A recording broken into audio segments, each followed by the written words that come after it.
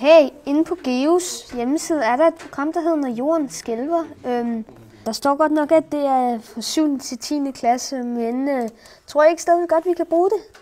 Og prøv at se, når jordpladerne er hårde og tykke. De kan 10 og 70 kilometer tykke. Dem, der er tykkest, er dem med lande på. Wow! Prøv at tænke på bjergene. Tænkte jeg det ikke nok? Varme fra jordens indre kommer op og påvirker pladerne, så de bliver bøjet. Sejt. Så er det altså rigtigt, at man kan bøje dem ved at varme dem op. Ligesom man kan bøje jern, hvis man varmer det op. Ja, det gjorde på Middelaldercenteret. Der står også noget her om det. Det hedder varme flytter kontinenterne. Der er kræfter i jordens kappe, der får oceanerne og kontinentpladerne til at bevæge sig. Meget varme materialer fra jordens indre strømmer op mod jordens overflade og rundt langs undersiden af pladerne. Sejt. Men pladerne består jo af sten, og kan vide, om man kan bøje det. Skal vi spørge René, om vi må? Hey alle sammen, skal vi ikke spørge, om vi må lave et bål, og så se, om den her kan bøje sig, hvis vi varmer den op? Jo, kald på René. René, må vi gerne lave et bål, og se, om den her kan bøjes? Jeg kommer lige over. Hvad siger I? Vil lave et bål? Ja, det er fordi, vi har fundet ud af, at pladerne bliver bøjet og lidt bløde, ved at jordens indre varmer dem op. Så vi tænkte, vi ved godt, det er granit, men vi tænkte, om vi måtte prøve at se, om vi kunne bøje den. Ja, jamen I må gerne gå ud og lave bål, men gør det, så der er 2 af jer, der går ud og laver bål, og så er der 2 af jer, der bliver. Og så arbejder videre. Det er dem her, der fik den gode idé, så det er dem her, de går ud og laver bål. Og jeg har 3 kvarter til det, og så er I tilbage. Ja. Altså René, han ved udmærket godt, at det her forsøg kan slet ikke lykkes, for sten kan slet ikke bøjes. Bålet kan jo ikke blive 1600 grader, og stenens størrelse giver slet ikke nogen idé om, hvordan det er med en stor plade. Og pladen har andre egenskaber.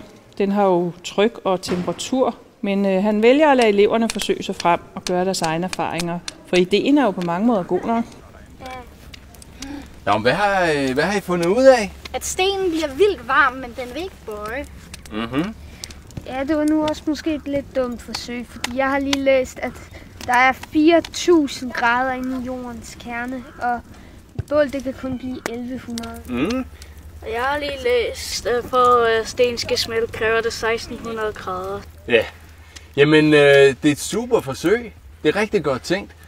Og I har også fundet ud af noget, selvom forsøget egentlig mislykkes.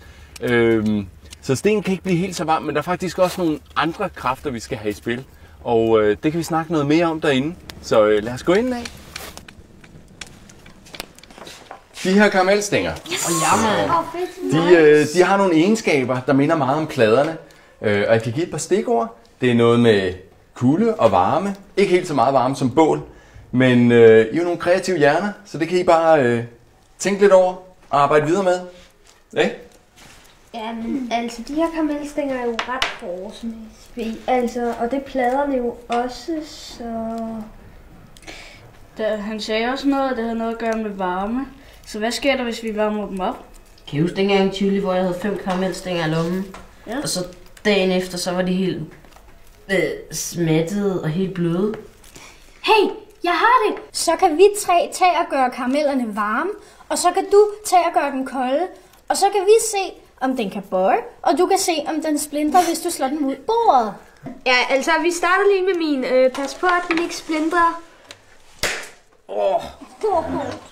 Det er altså min karamel, du får den ikke. Så er din tur. Okay. Prøv at se her. Der sker det, at når det bliver rigtig, rigtig varme, så kan de bøjes. Og det er det samme med pladerne. De skal bare have ekstremt meget varme.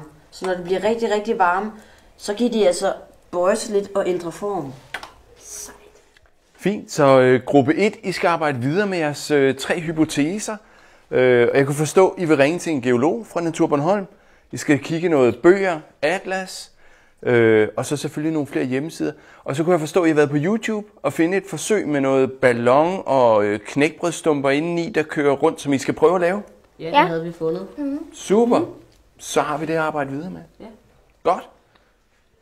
Så kører det.